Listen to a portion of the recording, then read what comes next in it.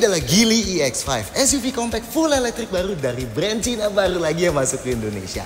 Nah, tapi mungkin kalian udah pernah dengar nama Geely ya sebelumnya. Nah, buat itu ya, semangat di 10 antara dari Geely EX5.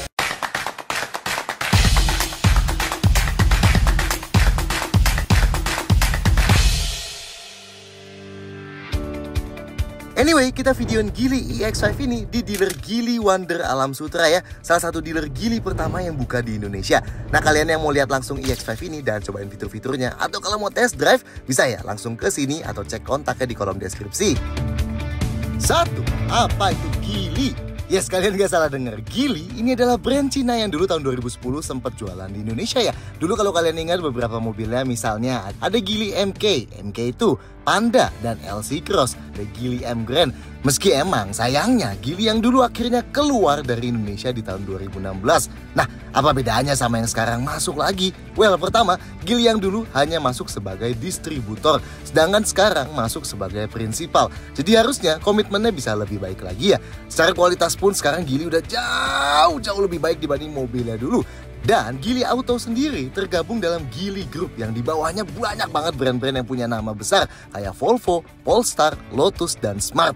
Plus brand kayak Zeekr yang udah masuk duluan ke sini ya. Dan Geely Group ini di pertengahan 2024 kemarin baru aja nembus 10 besar pabrikan mobil di dunia. So, jelas bukan brand yang bisa diremehkan sih ya.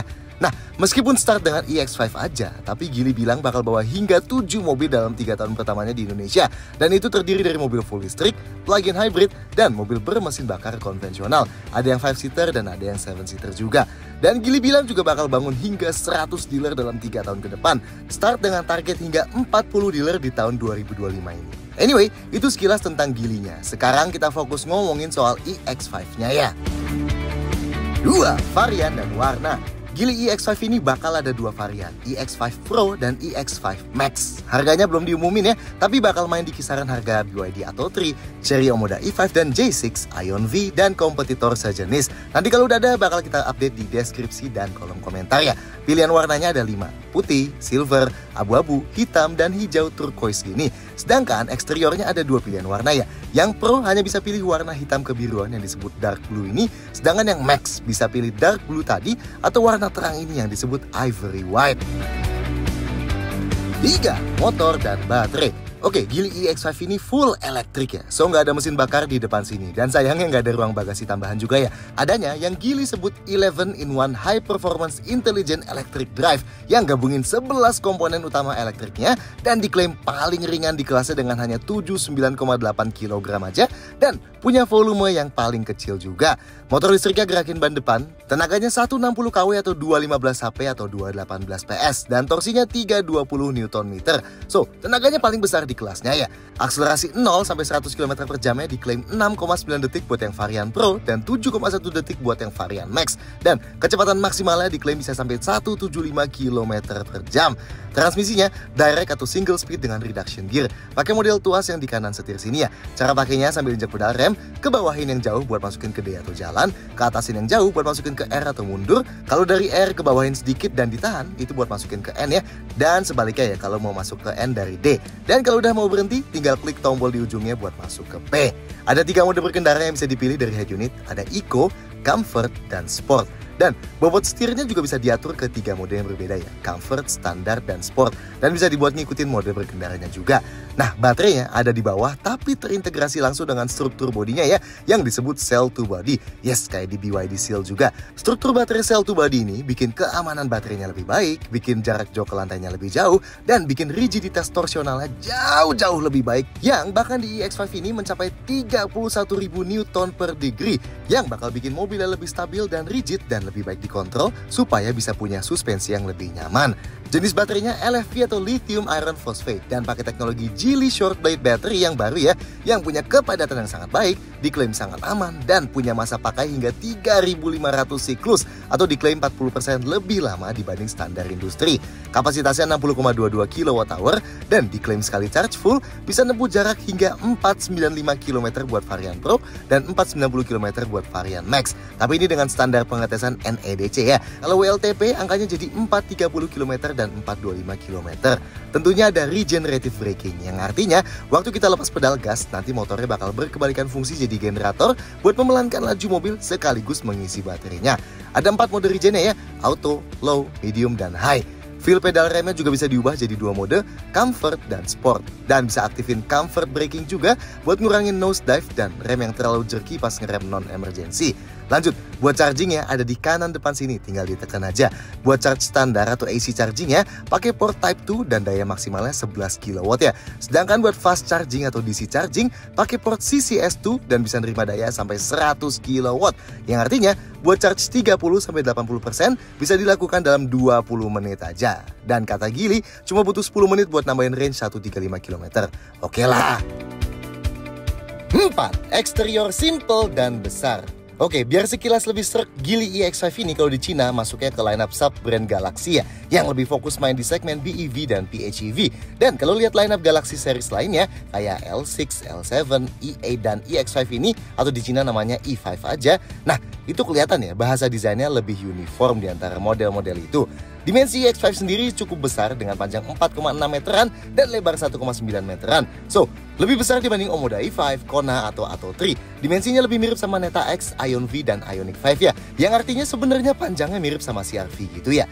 Detail desainnya, depannya, kalau di Cina logo Geely-nya bisa nyala dan ada lampu-lampu di grill yang disebut triple of light grill. Nah, versi setir kanan kayak di Indonesia gini nggak ada ya. So, depannya cenderung kelihatan polos aja, non-simple.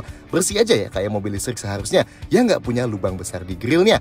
Kita sih suka ya, model lampunya yang lebar tapi sipit dan tajam gini. Ada tulisan full LED tag kecil tuh ya, dan di dalamnya ada satu proyektor panjangnya. Bagian kiri kanannya dihias panel garis panjang yang nyerupain huruf C ya, yang kayak ada lampunya tapi sebenarnya nggak nyala. Ada panel hitam kecil juga yang kayak bisa nembusin udara, tapi sayangnya ini nggak lubang beneran ya. Meski emang nggak masalah juga sih, karena begini aja EX5 udah punya angka koefisien drag yang cukup rendah ya, 0,269 aja CD-nya. Anyway, detail lampu depannya full LED, di arealnya yang strip paling atas, lampu besarnya dari proyektor panjang yang di tengah, lampu jauhnya yang di pinggir proyektornya, dan lampu seinnya gantiin di arealnya ya. Sampingnya, dibanding kayak SUV, EX5 ini emang lebih kelihatan kayak hatchback besar ya, yang sedikit lebih tinggi gitu. Bagian bawahnya ada skid plastik hitam kecil, tapi hanya di bagian fender dan sedikit di tengah. Velgnya yang masuk Indonesia yang 18 inci ya, agak sedikit kekecilan sih kelihatannya di bodi gambotnya, tapi masih oke lah. Dual tone dan dibuat kayak star gitu modelnya. Bannya 225 55 R18 ya. Nah, party triknya ada di handle pintunya yang rata waktu kekunci, tapi bakal kebuka gini waktu kuncinya kita buka. Nice ya, ngasih kesan yang lebih mahal. Spionnya masih bertengger di pilar A ya, tapi yang kita suka bagian bawahnya dikasih hitam gloss gitu. Pilar B-nya juga dibuat piano black dan ada list chrome ngelilingin jendelanya ya. Belakangnya, bagian ini sedikit kelihatan lebih generik, tapi masih cukup atraktif lah. Dan meskipun membulat, tapi masih lebih kelihatan kayak SUV dibanding Ion Y Plus gitu yang MPV banget bentuknya. Lampunya dibuat full memanjang melingkar nih, keren ya. Tengahnya kayak dibuat garis putus-putus gitu, dan pinggirnya dibuat ketiga dimensian ya. Ada spoiler kecil yang terintegrasi gini, emblem Geely-nya nggak terpampang gede di tengah kayak di Cina ya, tapi dibuat nyatu sama emblem EX5-nya di pinggir kanan sini. Sedangkan desain bumper bawahnya cukup simpel dengan reflektor horizontal, dan di paling bawahnya ada 2 panel abu-abu di kiri kanannya ya. Detail lampu belakangnya full LED ya, lampu malamnya yang mengitari full itu, lampu remnya LED di pinggir aja, lampu seinnya LED, lampu mundurnya LED di tengah, dan ada fog lamp belakang LED di bawah ya.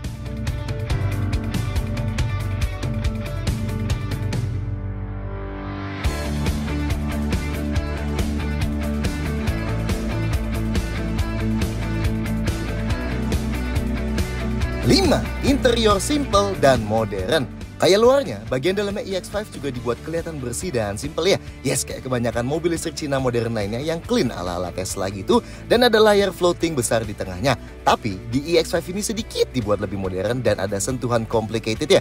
Dengan konsol tengah miring yang asimetris lebih tinggi yang sebelah kiri.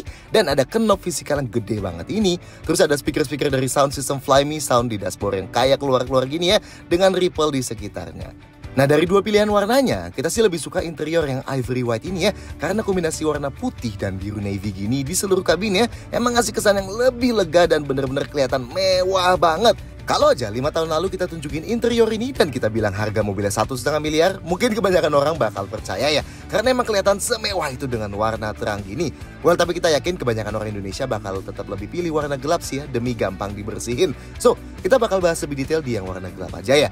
Anyway, Geely nerapin konsep half more, yang artinya EX5 ini punya storage 50% lebih banyak dibanding kebanyakan kompetitor. Yang paling unik di bawah jok belakang ada laci yang gede banget gini ya. Udah kayak di kamar aja ya. Ada tulisannya ya, dia bisa nampung beban sampai 3,5 kg. Dan di balik konsol tengahnya yang kelihatan kayak cuma bisa naruh HP doang ini, well ini ternyata bisa ditarik ya. Dan bisa naruh barang lebih banyak lagi. Tulisannya bisa sampai 2 kg. Nice lah ya. Dan di bawah konsol tengahnya ini juga ada lubang gede banget yang bisa buat taruh barangnya. Lanjut ada panoramic sunroof yang gede banget ya, 1,18 meter persegi kata Geely luasnya. Dan ini kacanya juga bisa dibuka ya. Nice lah. Highlight lainnya ada di joknya. Yes, bentuk jok depan aja sebenarnya udah cukup unik ya, kayak tebel banget gitu. Motifnya garis-garis yang ngehadap ke tengah dan ada emblem kayak gini ya di pinggirnya. Bahannya PVC atau kulit sintetis yang lebih lembut. Dan meskipun yang jok driver ini kayak biasa, tapi yang jok penumpang depannya ada leg restnya gini ya. Jadinya bisa ngasih posisi duduk penumpang depan yang lebih rileks. Di headrest driver ini juga kalau kelihatan kayak ada lubang-lubang, nah itu karena ada 2 speaker ya di dalamnya. Tapi emang ini di sisi driver aja. Di penumpang depan nggak ada speakernya. Dan jok penumpang depannya bisa direbahin maksimal gini sampai nempel jok belakang. Jadinya kita bisa full selonjoran di belakang kayak gini ya. Nice ya. Tapi emang hanya jok penumpang depan aja, karena headrest jok driver yang varian Max nggak bisa dilepas ya karena ada kabel speakernya tadi. Oke, ini jok belakangnya sama ya, masih kelihatan tebel-tebel juga dan supportnya gede banget. Motifnya pun masih dibuat kayak jok depan ya, menghadap ke tengah-tengah gitu. Unik sih ya. Dan duduk di belakang sini enak banget. Nanti kita kasih lihat di nomor selanjutnya. Ada ambient light juga meski nggak terlalu kelihatan di footage kita. Ini kita kasih lihat footage yang dari Cinanya ya. Nice ya, dan bisa diganti-ganti dari head unitnya. Bahan dashboardnya yang paling atasnya plastik, yang dekat head unit ada lapis kulit berjahitan meski nggak terlalu empuk, dan yang paling dekat kita ini kulit empuk ya, dan nyambung sampai ke bagian kiri konsol tengahnya. Dan konsol tengahnya pakai panel yang kayak kayu doff gitu ya, yang ada motif garis-garisnya. Lebih kelihatan di yang putih sini ya motif dan warnanya. Setirnya, two spokesnya dengan jahitan di bagian depan kayak gini. Di yang warna hitam kontrolnya piano black ya. Sedangkan di yang putih lebih oke nih. Setirnya jadi two tone gini dan kontrolnya pakai bahan doff. Jadi nggak bakal banyak ceplakan sidik jari kayak di yang hitam. Ini pintu depannya, bentuknya juga dibuat simple ya. Bahannya yang paling atas lapis kulit berjahitan yang nggak terlalu empuk. Bawahnya piano black panjang. Bawahnya lapis kulit sampai ke sandaran tangan yang ada garis ala metalnya. Dan di bagian bawah yang plastik itu juga masih ada motif garis-garis speaker ya. Pintu belakangnya juga sama. Paling bedanya grill speakernya cuma ada satu aja di paling bawah. Detail lainnya di dalam, sun visornya ada card holder di luar kiri kanan. Dan di dalamnya juga ada ya card holder lagi. Ada kaca yang bisa ditutup buka dan ada lampu LED-nya juga. Pegangan tangan plafonnya yang di depan hanya ada di sisi penumpang depan aja, di driver nggak ada. Dan di belakang sama-sama yang model lipat tapi nggak ada gantungan bajunya ya. Lampu kabinnya di depan ada 2 LED yang tinggal disentuh aja nyalainnya. Sedangkan di belakang satu di kiri dan satu di kanan ya, yang perlu dipencet kalau ini. Keempat lampu kabinnya juga bisa dimati nyalain dari head unit ya. Tapi gimana rasanya duduk di dalam kabin? 6. Konfigurasi jok. Buat masuk ke depan pintunya termasuk berat banget ya. Nice lah. Sudut bukaan pintunya juga lebar dan yang kita senang ini pintunya nge-cover sampai paling bawah ya. Jadi kalau bagian luarnya ini kena cipratan jadi kotor, bagian dalamnya sini tetap bersih ya. Jadi ya kaki kita nggak bakal kepeperan kotor. Buat apa ke dalamnya kasih SUV ukuran gini lah ya. Cukup tinggi tapi masih termasuk gampang banget. Nah, kalau kita set di head unit easy entry exit, nanti pas kita buka pintu, otomatis jok drivernya bakal mundur sedikit ya, supaya akses kita lebih gampang. Dan pas kita mau keluar, joknya juga bakal mundur lagi. Dan uniknya, jok penumpang depan juga dapat opsi ini ya. Posisi jok by defaultnya nggak terlalu tinggi sih ya, masih cukup ergonomis lah. Tapi emang posisi dashboardnya cukup rendah dan instrumen clusternya nggak ngehalangin. Jadinya visibilitas ke depan masih aman lah ya. Ke samping biasa aja ya, spionnya masih di pilar A soalnya. Pengaturan jok driver elektrik 6 arah ya. Ketinggiannya bisa diatur, tapi bagian depannya nggak bisa ya sayangnya, alias nggak bisa tilt. Yang penumpang depan juga 6 arah, tapi dia nggak bisa diatur ketinggiannya. Gantinya bisa naik turunin like rest kayak gini. Nice lah ya. Selain dari tombol di jok buat ngaturnya, juga bisa langsung dari head unit ya. Dan masing-masing ada 3 memori juga ya buat aksesnya langsung dari head unit. Headrestnya hanya bisa naik turun ya, nggak bisa maju mundur. Tapi posisinya udah enak banget sih ya. Kepala kita kalau nyetir sambil sandaran nggak bakal ngedanga sama sekali. Headroomnya masih aman banget meskipun ada sunroofnya. Dan enaknya ngeliat ke atas dapat kesan lebih lega lagi ya. Buat sandaran tangan di tengah ada armrest gini yang dilapis kulit jadi empuk ya. Nggak bisa digeser maju mundur meski udah cukup panjang. Yang di pintu sandaran tangannya juga dilapis kulit ya, empuk juga. Seatbeltnya nggak bisa diatur naik turun. Setirnya selain tilt bisa teleskopik juga dan cukup jauh ya posisinya dari dashboard. Sedangkan sandaran kaki kiri driver ada gundukan tapi tanpa pad plastik. Sekarang kita ke belakang. Pintu belakangnya masih berat juga meski nggak seberat yang depan ya. Bukannya standar aja sih nggak terlalu lebar. Dan meskipun atap belakangnya agak turun, tapi akses masuknya masih gede banget ya. Kepala kita nggak perlu nunduk-nunduk. Nah, posisi duduk di belakang sini lebih tinggi dibanding di depan.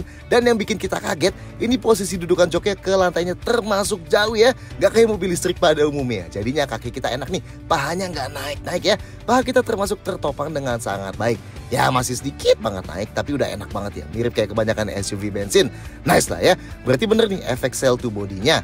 Jok ini nggak bisa digeser maju mundur, tapi rong kakinya udah sangat-sangat lega ya. Ini jelas lebih lega dibanding Omoda E5 dan di atas Atto 3 juga, dan masih sedikit lebih lega dibanding Neta X. Meski emang nggak selega Ion V atau Ioniq 5 gitu sih ya, tapi udah lega banget ini. Mantap. Rong gerak sepatunya juga aman ya. Headrest ya ketiganya adjustable jadi bisa bersandar santai gini ya. Nah ini sudut rebah joknya ada dua posisi ya, gini dan gini. Nah ini kalau dibuat lebih tegak, ini aja sebenarnya udah lebih santai dibanding kebanyakan SUV gini sih ya. Dan ini kalau dibuat lebih rebah, udah termasuk santai banget lah ya, udah nyaman banget dibanding hampir semua di kelasnya. Meski sekali lagi belum serebah Ion V atau Ioniq 5 sih. Ini rong kepalanya kalau joknya dibuat lebih tegak masih aman ya. Dan ini kalau dibuat lebih rebah, lebih lega lagi. Apalagi ngeliat ke atas langsung atap kaca, jadi dapat banget feel leganya. Mantap. Buat sandaran tangan di pintunya dilapis kulit jadi empuk dan enak ya. Di tengah dapat armrest lipat gini ya. Nice lah. Oke, kalau mau duduk bertiga, napak ke tengahnya gampang banget ya. Lantainya full rata, jadinya tetap bisa di tengah sini kaki kita. Dudukan jok tangannya sedikit lebih tinggi tapi masih cukup empuk ya. Sedangkan yang buat sandarannya lebih maju dan lebih keras meski nggak keras-keras banget. Ada headrestnya meski kepala kita masih agak ngedanga ya, tapi rong kepalanya masih aman. Dan ngeliat ke atas juga dapat feel leganya ya. Dan seat wheel di tengah sini juga 3 titik. 7. Fitur berlimpah. Fiturnya iX5 juga termasuk banyak banget ya di kelasnya. Kita detailin yang varian Max ya. Yang paling keren jok depannya ya. Selain pengaturannya elektrik yang driver dan penumpang depan, dan yang penumpang depannya ada leg restnya, kedua jok ini sama-sama dapat pendingin jok atau ventilated seats. Masing-masing 3 level ya. Nice. Dan ada mode ventilated seat auto juga yang bakal ikut nyalain pendingin joknya, ngikutin mode auto AC-nya. Mantap. Yang lebih keren lagi, kedua jok ini sama-sama dapat jok pijet. Jok pijet beneran ya. Tuh lihat joknya sampai ke dorong-dorong jauh banget gitu ya. Super nice. Masing-masing ada 3 level ya. Dan ada 6 mode pijet ya. Wave, walk, serpentine, shoulder, lumbar, dan crawling. Oke lah. Lanjut, sound systemnya premium dari Fly Me Sound. Totalnya ada 16 speaker ya. 4 woofer di pintu depan dan pintu belakang bagian bawah, 4 tweeter di pintu depan dan pintu belakang bagian bawah, 5 mid-range speaker yang ada di 3 dashboard yang bentuknya luar biasa unik itu yang muncul-muncul, plus 2 di pilar C, 1 subwoofer di bagasi, dan 2 speaker di headrest driver. Yes, ada speaker headrest, tapi hanya di driver aja ya, di penumpang depan nggak ada. Nah, ada amplifier 1000 watt ya, dan yang keren, pengaturannya yang di head unit nih. Ada virtual venue yang bisa simulasiin beberapa tempat ya, yang ada recording studio, music hall, opera house, dan konser. Lanjut, di setting surround sound ya, ada sound field mode buat ubah fokus suara kemana. Atau bisa juga aktifin immersive surround sound buat full aktifin efek surround ya. Nah, yang unik mode headrest stereo ini. Kalau di share mode, suaranya keluar dari semua speaker kecuali speaker headrest driver. Di driver mode, suara media keluar dari semua speaker kecuali suara navigasi dan telepon hanya keluar dari suara headrest driver ya.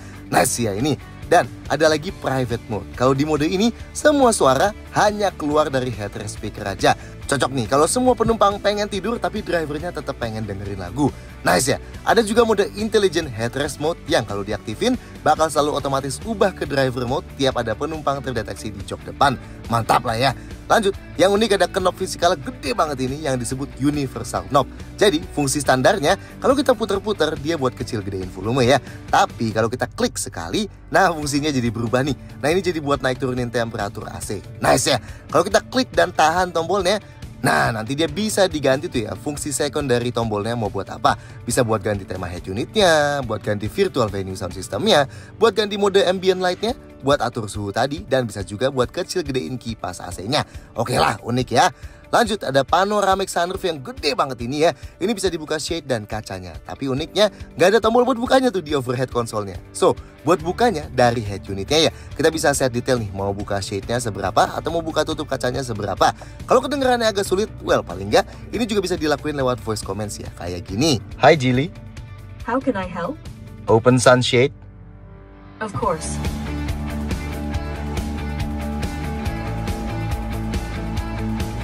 Open sunroof. Okay, open sunroof. Lanjut, inputnya di depan ada wireless charger, jadi yang HP-nya Qi standar tinggal taruh aja ya, dan nanti bakal ke-charge. Di bawah konsol tengahnya ada satu USB port Type A, satu Type C, dan satu power outlet 12 volt. Dan di baris keduanya di balik konsol tengah ada satu USB port Type A dan Type C lagi ya. Oh, dan listrik mobilnya juga bisa dipakai buat fungsi V2L ya, selama ada adapternya.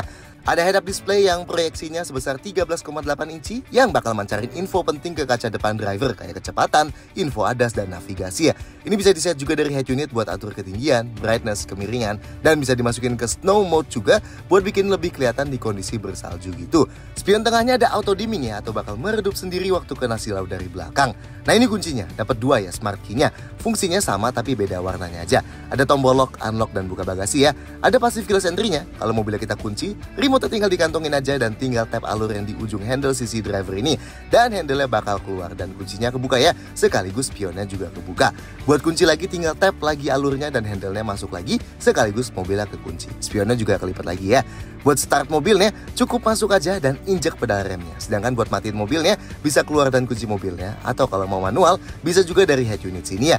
Dari head unitnya juga bisa aktifin fungsi walk away lock dan approach unlock ya. Jadi kalau kita bawa remote-nya nggak usah klik apa-apa, cukup deketin mobilnya dan kuncinya bakal langsung kebuka. Dan kalau kita jauhin mobilnya nanti bakal otomatis kekunci. Kalau kita tahan tombol unlock di remote-nya, nanti bisa buka ke 4 jendelanya ya. Dan kalau tahan tombol lock-nya, bisa tutup lagi semua jendelanya. Lanjut, AC-nya single zone atau climate control ya. Diaturnya dari head unit yang selalu ada shortcut di bawah buat atur kipas dan temperaturnya. Tapi ada tombol fisikal juga buat mati nyalain AC-nya, nyalain mode auto, atur ventilasi AC, dan nyalain defroster depan. Dan ada universal knob tadi juga ya, yang bisa diset buat atur temperatur atau kipas. AC-nya paling dingin 15,5 derajat Celcius dan paling panas 28,5 derajat.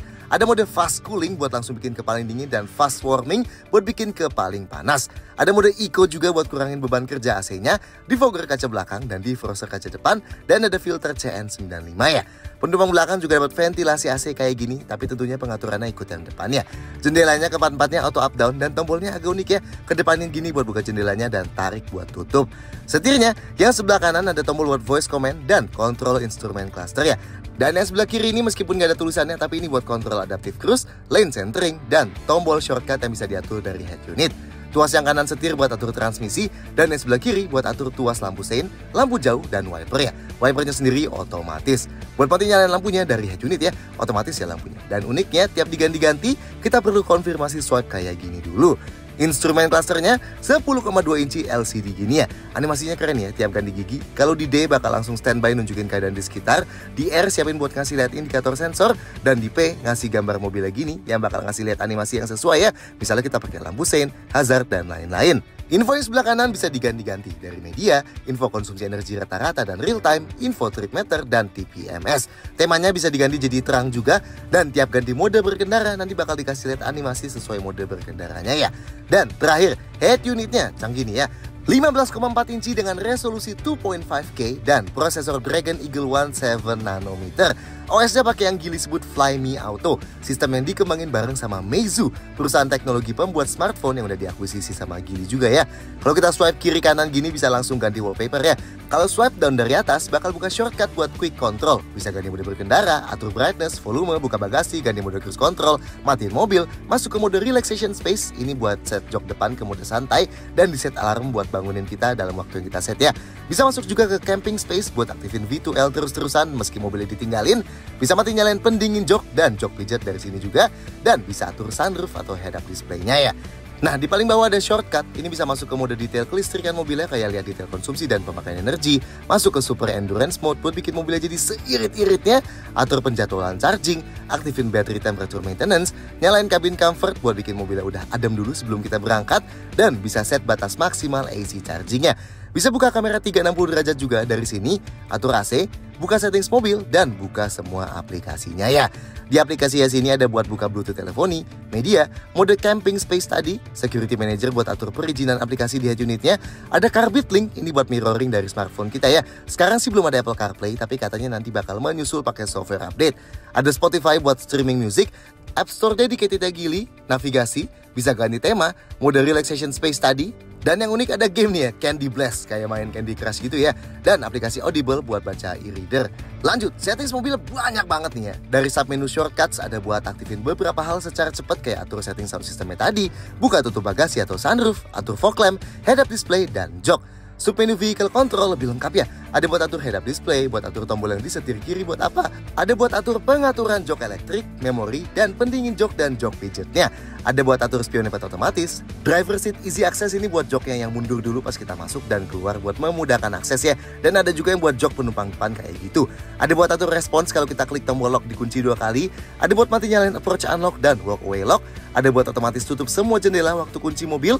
Ada buat atur auto lock dan auto unlock. Ada buat atur kalau klik unlock sekali di remote yang kebuka handle driver doang atau semua pintu. Ada buat atur ketinggian buka pintu bagasinya, mati nyalain wireless charger. Nah, parking comfort ini unik ya. Kalau diaktifin, begitu mobilnya dikunci dan ditinggalin, dia bakal tetap nyalain AC dan sistem mobilnya selama waktu yang kita set. Dan kita bisa matiin mobil dari sini juga. Lanjut, submenu driver setup. Ada buat ganti mode berkendara, atur regen, atur bobot setir, feel pedal rem, comfort braking udah kita jelasin di nomor 3 tadi. Mati nyalain hill descent control, stability control, dan buat auto hold yang bisa nahan rem pas berhenti, plus rem parkir elektriknya juga dari sini ya. Submenu lighting ada buat mati nyalain lampu, ada buat atur ketinggian sorotan lampu, mati nyalain lampu interior, set lampu interior buat nyala kalau kita buka pintu, nyalain welcome light, follow me home, dan atur ambient light. Submenu driver assist buat atur semua fitur adas-adasan yang bakal kita jelasin di nomor habis ini. Submenu voice buat perintah suara, beberapa contohnya kayak gini ya. Hi Jilly, What would you like me to find for you now? set the AC to 20 degrees Celsius. Okay, turning on the AC and setting the temperature to 20 degrees.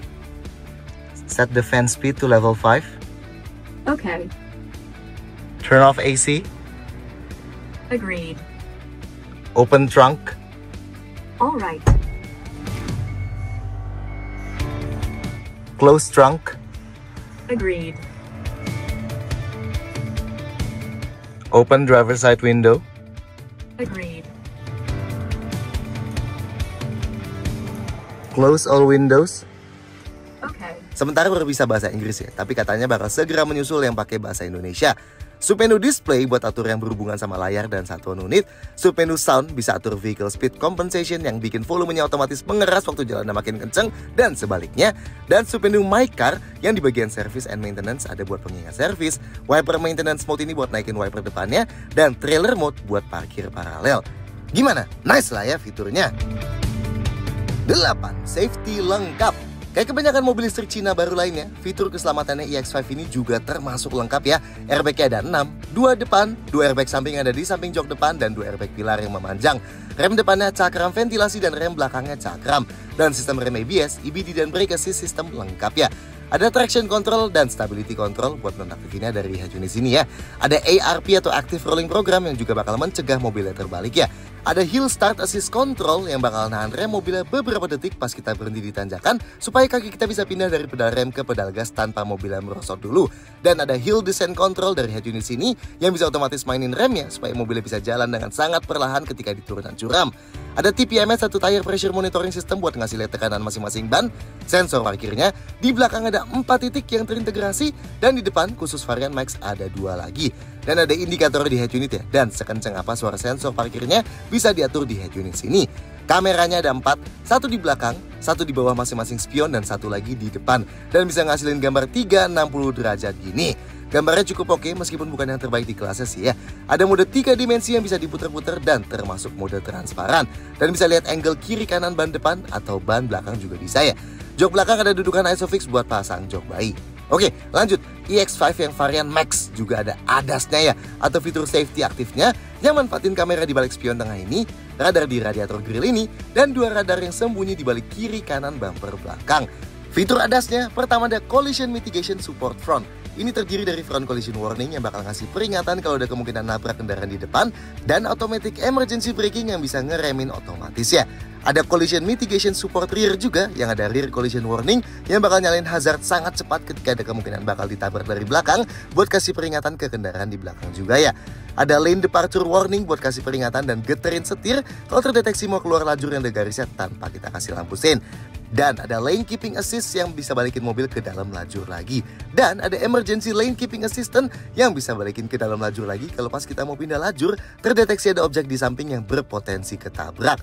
Ada adaptive cruise control yang bisa jaga kecepatan secara konstan sambil jaga jarak sama mobil di depan.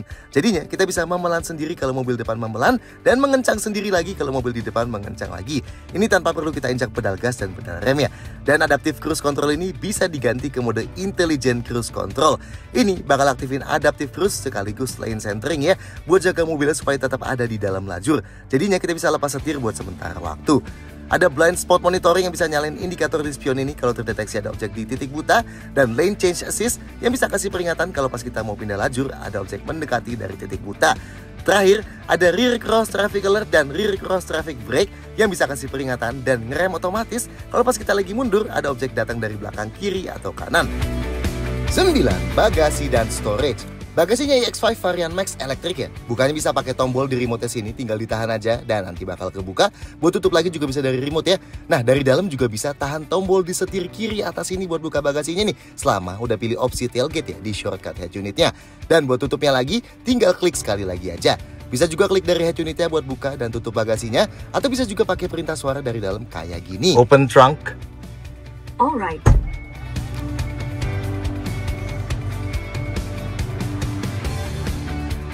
Close trunk. Agreed. Sayangnya nggak ada metode hands-free ya, paling dia nyambung aja sama passive keyless entry-nya. Jadi kalau mobilnya dikunci, remote-nya tinggal dikantongin, deketin mobilnya dan klik tombol yang di bawah bagasi sini dan bagasinya bakal kebuka. Tapi setiap pintu lainnya masih kekunci. Oke, ini bagasinya iX5. Langsung kelihatan gede banget ya buat ukuran di kelasnya. Bibirnya sedikit melebar di bagian bawah dan ini termasuk lebar banget ya. Jadinya nggak bakal masalah buat masukin barang besar juga. Jarak bibirnya dari tanah cukup tinggi kayak kebanyakan SUV gini. Jadi kalau angkat barang berat kayak galon gitu agak sulit ya. Tapi enaknya lantainya full rata ke bibirnya nih. Jadinya keluarin barang tinggal langsung tarik aja ya. Nah, ini aja sebenarnya ruangnya udah cukup tinggi ya. Tapi enaknya ini lantainya masih bisa diturunin juga. Nah, tuh turun ke level bawahnya. Dan ini bikin ruang bagasinya jadi lebih tinggi lagi ya. Nice lah, meski emang jadi ada jeda ketinggian antara lantai ke bibirnya ya. Oke, detail bagasinya di kanan sini ada gantungan belanjaan maksimal 3 kg. Di bawahnya ada lubang gini. Di kiri ada lampu LED. Di sebelahnya ada gantungan belanjaan juga. Dan di bawahnya lagi ada subwoofer ya. Nah, sayangnya di iX5 ini nggak ada parcel shelf atau cover bagasinya ya. Jadinya barang yang ditaruh sini bisa diintip dari luar. Oke, bagian terkeren di bagasi ini, jadi selain di bawah lantai ini ada satu level buat turunin lantai kayak gini, tapi ternyata setelah lantainya diturunin pun masih ada ruang bagasi lagi yang luar biasa dalam ya. Ini gede banget sih ya, tapi ada maksimalnya ya. Tuh tulisannya 35 kg aja bobot yang ditaruh di sini. Oke lah ya. Bagian yang samping ini harusnya bisa dilepas ya kalau lihat gambar di sini. Oke, lanjut, kalau mau luasin kapasitas bagasi, jok belakang bisa dilipat pakai konfigurasi 40/60. Pakai tuas di ujung sini ya. Kalau dilipat yang kiri nanti kita bisa masukin barang yang lebih besar sambil tetap duduk berdua di belakang. Dan kalau dilipat satu lagi, nah kapasitasnya jadi jauh lebih besar ya. Nice sih ya ini. Ada gundukan sedikit tapi termasuk rata lah ini. Harusnya bisa kalau mau masukin kasur-kasur yang kecil gitu ya. Oke, buat tutupnya lagi pakai tombol di sini ya. Dan ini sisa storage di dalam kabin.